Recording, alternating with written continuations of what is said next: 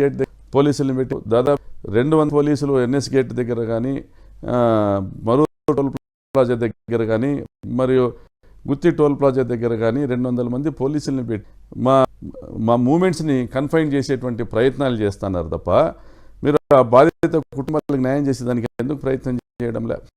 మరి ఈరోజు ఉదయం అందరినీ కూడా మా పార్టీ నాయకులందరినీ కూడా హౌస్ అరెస్ట్ చేసే కార్యక్రమాలు చేశారు. దాదాపు 500 మంది పోలీసులతో ఈరోజు మీరు మండలంలోనూ అనంతపురం జిల్లాలోనూ ఈ రాజ్యాంగం ఎవరిది రాజ్యాంగం ఈ పోలీస్ వ్యవస్థ ఏం పని చేస్తూ ఉంది? ఒక్కరిని కూడా ఎన్ఎస్ గేట్ దాకోకుండా కనీసం బాధితుల కుటుంబ సభ్యుల్ని కానీ వారి బంధువుల్ని కానీ పాపిరెడ్డిపల్లి గ్రామానికి వెళ్ళనివ్వకుండా ఇంత దుర్మార్గంగా వ్యవహరిస్తూ ఉన్నారే. ఎక్కడికక్కడ అరెస్టులు 500 మంది పోలీసుల్ని ఈరోజు మీరు ఉపయోగించారు. హంతకులు ఎవరైతే ఉన్నారో వాళ్ళని కేసులు పెట్టకుండా హంతకుల పైన కేసులు పెట్టకుండా వాళ్ళని తప్పించి వాళ్ళ ఇళ్ళకాడ 150 మంది మీరు పోలీసు పోయారు. ఎటు వాళ్ళ ఇంటి మీద పాపిరెడ్డిపల్లి రాజన్న పరిటాల్సి ఉంటే చిన్న వాళ్ళ ఇంటి మీద దాడి అంతా తిరగబడలను చంపినారని చుట్టుపక్కల గ్రామాల్లో నుండి 1000 మంది బీసీలు కురువ కులస్తులు వైఎస్ఆర్ పార్టీ శ్రేణులంతా అక్కడికి వస్తే వాళ్ళ నుంచి 150 మంది పోలీసుల్ని ఒక హంతకుని ఇంటికి కాపలా పెట్టినారు. మరి ఇదే ప్రాణము మీరు వాళ్ళందరి ప్రాణాలు రక్షించడానికి ఇంతమందిని బందోబస్తు పెట్టినారా? మరి కురువ లింగమే ఇది ప్రాణం కాదా? అంతే మీరు అధికారంలో ఉన్నవాళ్ళు పెత్తనం చేస్తా ఉన్న వాళ్ళు మీదేనా ప్రాణము? ఒక సామాన్యుని ప్రాణానికి విలువ లేదా?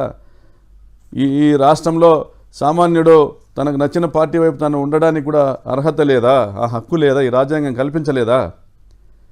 మరి ఏం చెప్పదలుచుకున్నారు? నేను ముఖ్యమంత్రి గారిని అడుగుతా ఉన్నా, పవన్ కళ్యాణ్ గారిని అడుగుతున్నా, డీజీపీ గారిని అడుగుతా ఉన్నా, ఎస్పీ గారు డిఎస్పీ గారు ఏం చేస్తూ ఉన్నారు? మీ మాట కనీసం మీ ఎస్ఐ అనే పరిస్థితిలో లేడు. మరి అటువంటి వ్యక్తి అతను విధి నిర్వహణలో అలసత్వం వల్ల హత్య జరిగింది. ఎవరిని బాధ్యత చేస్తున్నారు? మరి ఏం చేయబోతా ఉన్నారు? ఒక ఎంపీటీసీ ఒక ఎంపీపీ ఎలక్షన్ కోసం ఇంత దుర్మార్గంగా వ్యవహరిస్తున్నారు. సభ్య సమాజం తలదించుకునే విధంగా ఈరోజు నేను మాట్లాడుతూ ఉన్నా. ఆ బాధ్యం చెప్తా ఉన్న పేర్లు వాళ్ళ పేర్లు ఆదర్శు, మనోజు, నరసింహ, నవకాంత్. మరి మీరు పేర్లు ఇస్తే ముందర వచ్చి మా నాయన వినారన్నా అని ఆ పిల్లోడు 6 పేర్లు ఇస్తే 2 పేర్లతో ఎఫ్ఐఆర్ మీరు నమోదు చేయాలి. మరి ఎట్లా నమ్మకాలు పెట్టుకుంటాం? ఈ ఒక రాజ్యాంగం ఉందనేది ఎట్లా నమ్ముతారు? ప్రజలకు నమ్మకం కల్పించండి. మీరు ఇంతమంది పోలీసులను పెట్టి మమ్మల్ని అడ్డగించేదానికి, మమ్మల్ని అరెస్ట్ చేసేదానికి, పోనీ నేరస్తుల్ని కాపాడేదానికి ఉపయోగిస్తున్నారే. 10 మంది పోలీసులు గొడవ జరిగిన గ్రామాల్లో వెళ్ళిన సందర్భాలు ఉన్నాయా? మాకు మెయిన్ లేదు. నన్నే ఎన్ఎస్ గేట్ దాటి రామగిరి మండలంలోకి వెళ్ళనీయకుండా పలుమార్లు మీరు అడ్డుకున్నారే. 2 రోజుల ముందు మీకు చెప్పాలనా? అదేనా మీరు చెప్తున్నటువంటి చట్టం? నన్నే ఎన్ఎస్ గేట్ దాటి రామగిరి మండలంలోకి రానివ్వలే. 2014-19లో కూడా ఇదే పని చేశారు. రామగిరి మండలంలోకి మీరు వెళ్ళకూడదు, మేము రక్షణ కల్పించలేం. ఇదే ఎస్ఐ సుధాకర్ యాదవ్ సిగ్గు లేకుండా డిఎస్పీ సమక్షంలో, ఇతర సిఐల సమక్షంలో చెప్తా ఉన్నాడు. 15 రోజుల కింద రామగిరి మండలంలోకి నేను వెళ్తా ఉంటే నన్ను ఆపి అడ్డుకొని నన్ను ప్రివెంటివ్ మెజర్స్ కింద అరెస్ట్ చేసి మా ఇంటి దగ్గర తీసుకొచ్చి వదిలిపెట్టారు. చెప్తా ఉన్నాడు, మేము రక్షణ కల్పించలేము.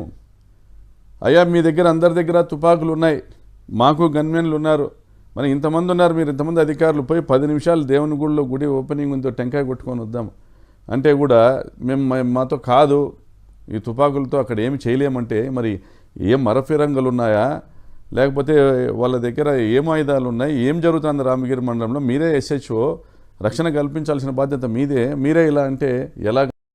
నేను మాట్లాడాను. వక్రీకరణకు అన్వయించారు. మరి ఈరోజు చనిపోయినటువంటి కురువ కులస్తుడు సుధాకర్ యాదవ్ నిర్లక్ష్యం వల్ల కాదా? సుధాకర్ యాదవ్ ప్రోత్సాహం వల్ల కాదా ఈ హత్య జరిగింది? మరి ఎక్కడ బీసీలకు మీరు రక్షణ కల్పించారు? ఈ ఒక్క నెలలోనే సిద్ధరామపురంలో పరిటాల సునీత బంధువుల గాయపడిన మీ కురువ బాలన్నను అడగండి, ఏం జరిగింది, ఎందుకు కొట్టారు? మరి కురువ కిష్టప్ప రిటైర్డ్ జడ్జి గారిని మెడబట్టి గెంటారు. పరిటాల సునీత కుటుంబీకులు ఒక కార్యక్రమానికి పోలీసులను ఉపయోగిస్తూ ఉంటే ఇల్లు కూల్చేటువంటి సంఘటన అడ్డుకున్నందుకు. మరి Kuruva Nagireddy annexure 1, annexure 2 submit చేయడానికి ఒక అడ్వకేట్గా రామగిరి మండలాఫీసులకు వెళ్తే అక్కడ దాడి చేశారు, అక్కడ కూడా పరిటాల సునీత బంధువులే. మరి ఈరోజు కూడా పరిటాల సునీత సొంతంలో వాళ్ళ కొడుకులు ఈరోజు కురువ లింగమయ్యను హత్య చేశారు. మరి బీసీలకు ఎక్కడుంది రక్షణ?